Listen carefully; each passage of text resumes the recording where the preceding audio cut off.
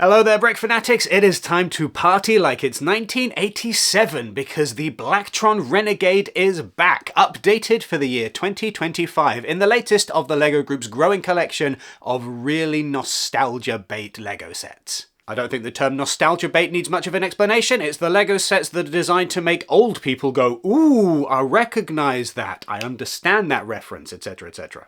So if you are of a certain age and a certain nerdiness within the LEGO fandom, you will look at this brand new Blacktron Renegade and you will say, aha, it's a thing that I have seen before and I love and I need it in my life. And if you are not of a certain age and a certain level of nerdiness within the LEGO fandom, you will look at the new Blacktron Renegade and say, that's weird, what's going on there? Because I think, unlike some of the other nostalgia bait LEGO sets that we've had in the past few years, this one is somewhat more obscure, and that does suggest very exciting things for the future of LEGO and nostalgic sets going forward. Because if the LEGO Group is willing to pluck a relatively obscure thing like the Blacktron Renegade out of the archives and say, that needs an update, that needs a refresh, that needs to go out to the masses, then it does mean that all kinds of other things could get a similar treatment. First, a look at this new LEGO set itself. Here is the original Blacktron Renegade. It has a funky, very unique charm to it that you don't tend to see from, say, earlier space sets, where it feels like, maybe more so than any modern set that we tend to get as well, somebody has just taken a big old box of LEGO elements and just stacked them on top of each other and connected them to each other in whatever way is going to work to get this out the door, with the kind of the message being, here is a thing, it's probably not going to stay like this for more than 5 minutes. I know that, you know that. Play with it, build it like this if you want to, and then just have fun with these Lego pieces, which was really, I think, the prevailing theme and the prevailing direction that Lego sets had in this particular moment in time. Whereas if you look at Lego sets, maybe from before that, with a lot of the early classic space stuff, they had the same ethos of, you know, just do whatever you like with this, but the things were more basic, the pieces and the elements available had fewer different connective options, and so things tended to end up just kind of looking like a grey brick no matter what you did with them. And indeed the modern alternative is a lot of people like to keep their Lego bricks completely pristine and never break them up, never change the models, build them, put them on display, leave them there forever without ever taking them apart and trying to figure out what else you can do with them. Here is a quote from Lego designer Mike Psyche saying that he does not like it when people do that. My dream for the end of a LEGO set is that it gets taken apart and turned into something else. So if you're the kind of LEGO fan that does this, then Mike Psyche is unimpressed with the way that you play with LEGO. Sorry.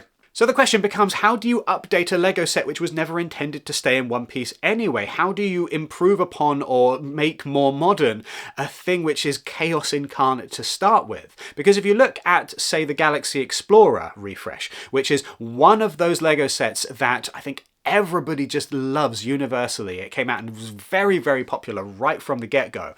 It is a fantastic recreation of that older original Galaxy Explorer set, but beefed up, expanded, larger, wider, and then filled with more elements and all of the fun new building techniques that we have available in 2020, whatever year that came out. Now, with the 2025 Blacktron Renegade, we get something which, instead of just enlarging what was already there and using elements to build a smaller thing into a bigger thing, we've got more chaos in there. We've got more straps, we've got more bridges, more things connecting other things, more cables coming out of this, that, and the other. We've just got a kind of exponential explosion of extra things, so that it has all the more feel of having just taken a lump of plasticine and rolled it about in a barrel of Lego to see what comes out. If that was the intention, then the LEGO designers have absolutely nailed it. And for those of us who fondly remember Blacktron, yeah, this is quite a fun recreation. The question is whether or not other people, that other side of the LEGO fandom, the ones who are not really deep down into the core of the LEGO nerdy fandom, will have any idea what they're looking at and whether this will connect with people in the same way that the Galaxy Explorer did. I hate to use the word iconic because I feel like it gets thrown around a bit too often, especially in the LEGO sphere, but it does tend to apply to certain things like classic space. Classic space is iconic. It is an icon of LEGO construction and of LEGO history, and it is a visual style that the LEGO Group returns to time and time and time again to reinforce itself. Classic space ran from 1978 all the way to 1987, where it was superseded by Blacktron and Futuron, so there was a huge period of time there, almost a decade, when the only LEGO space was that classic LEGO space. And so there are many, many, many children who played with LEGO during that period who very clearly remember classic space. And then it gets constantly refreshed in our minds, whether it's turning up in video games, whether it's turning up in other nostalgic sets or things that reference that somehow, or whether it's showing up in, for example, the LEGO movie, so that when the LEGO Group releases Galaxy Explorer's updated, bigger, beefier design, if you don't necessarily recognize it from back in the 1970s or the 1980s, you are going to look at that as a younger fan of LEGO and say, it's Benny the Spaceman, he's finally got that spaceship he's been after. And so no matter your familiarity with the many decades of LEGO history, everybody is going to have some kind of connection to that classic spaceman, and even if you don't know anything at all, you look at this and you say, that's a cool looking spaceship, and that's really all you need. With the Blacktron Renegade, there is not that same level of cultural awareness, there is not that same iconic level to this design, because it came out in 1987, Blacktron stuck around for a little while and then got a refresh with Blacktron 2, and then it kind of disappeared. At least that's been my personal experience. See, when I was a kid, my LEGO collection had come from charity shops and had come from friends of my parents whose kids had outgrown LEGO, such as we saw it at the time, and so I had just a bunch of different elements in there and a bunch of different minifigure parts, and some of those were Blacktron. And so when I became a slightly older LEGO fan and discovered this history of LEGO space, I was like, oh, I recognize those, I had some of those. But I have a stronger connection to classic space because when I went to Grandma's house, Grandma had gone to a charity shop or something and bought a shoebox of just classic space parts and just classic space minifigures. And so that particular style of space minifigure has a stronger connection to me. And I would wager, as said, given the number of times that the LEGO Group has brought back classic space, that I'm not the only one that has that feeling. And then if you look at a bunch of the other nostalgia-bait LEGO sets that the LEGO Group has put out, you don't necessarily need to really recognize that older branding in order to care. So you've got things like Eldorado Fortress, which is just fun if you love pirates anyway. Or then if you look at Castle, a controversial opinion here, but the specific factions to Castle don't necessarily get in the way of nostalgia for Castle as a wider theme, because it's still just castles, right? Like with space, I feel like there's a bigger difference between, say, a Blacktron or a Futuron or an M-Tron, where things are completely different in terms of the design aesthetic of these sets. But with Vampire Knights or Wolfpack or Forestman or whatever you happened to be into as a kid, all of these work together in the same castle ecosystem. So if you see a castle set, you still think, oh, that reminds me of the things that I had as a child, even if that wasn't necessarily the particular kind of style of clothing that your minifigures were wearing. Blacktron, in contrast, is very much its own thing, and it has its own aesthetic style, and so I feel like is going to have less wider cultural recognition as this set hits store shelves and a wider variety of LEGO fans get their hands on it.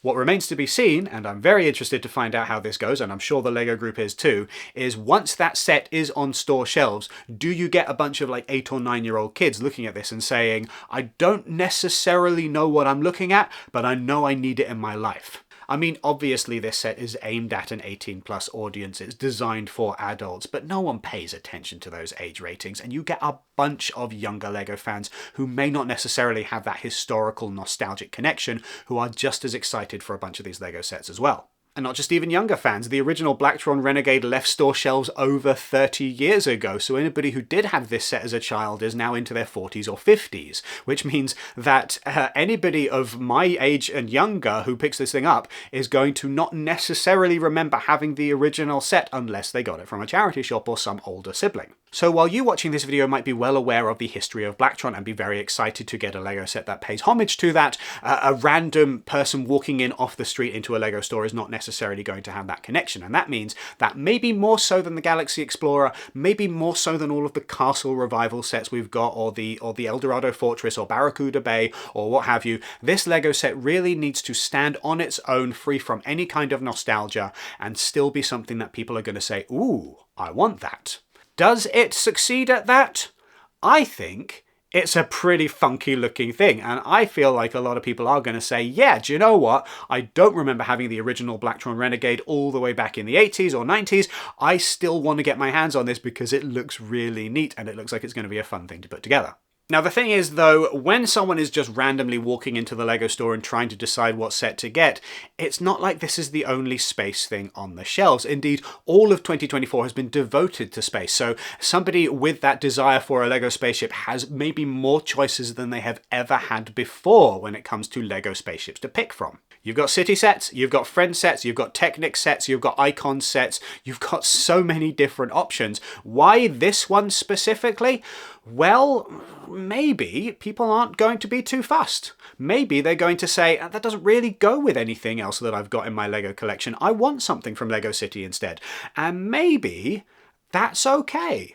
Because even in just the few years since we got that Galaxy Explorer remake, a lot more people have come to the LEGO fandom, and now there are so many different options as the LEGO Group keeps putting out more and more and more sets. So the LEGO Group doesn't need to put one spaceship set in store shelves and say, oh, I really hope that people like this particular design. They can take a gamble on making something which is a bit weird, a bit dated, a bit nostalgic, a bit of a throwback, which is not necessarily going to appeal to everybody because there's so many other space sets available. And if they sell fewer of these things than they would have done if they were just putting out one spaceship, it doesn't really matter because all of those cumulative sales are going to add up to more anyway.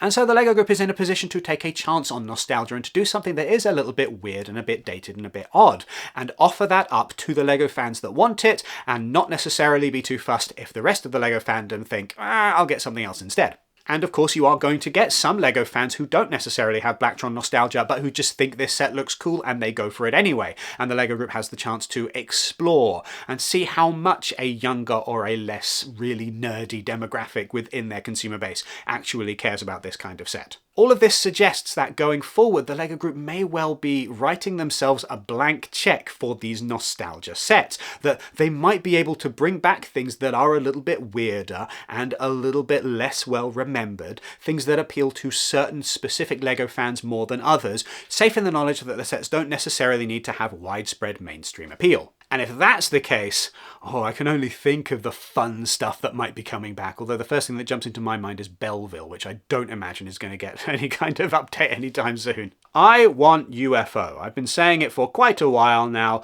I want the LEGO Group to bring back the UFO theme. I would love to have a nostalgic UFO set similar to this Blacktron set, because that is my particular era of LEGO space. For all I say that my grandma had the classic stuff and I had a bunch of Blacktron and M-Tron and other little minifigures in my collection, that was the stuff that was new when I was a kid, and that was the stuff that I loved, and so I want more of that, and hopefully, fingers crossed, eventually the LEGO Group will pander to my specific nostalgia. What else could we get? Maybe a nostalgic Wild West set that doesn't come out of the Bricklink Designer program? That'd be very nice. That's not to say anything against the Bricklink Designer program Wild West sets that we're getting, because those do look really cool. I'm just saying I want something that goes out to more than 30,000 people. I think the big one that a lot of people would be excited for would be, of course, Bionicle, because one gift with purchase set doesn't really cut the mustard there. How about LEGO Adventurers? I feel like they have been teasing us for years now, the LEGO Group, with their throwing in a Johnny Thunder minifigure here, or giving us Baron von Baron's mansion there,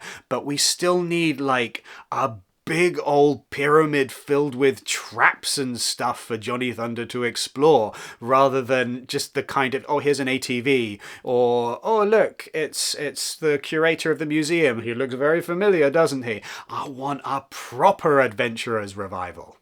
I could list themes in need of a revival forever. I'll just name one more. Lego please. Rock Raiders.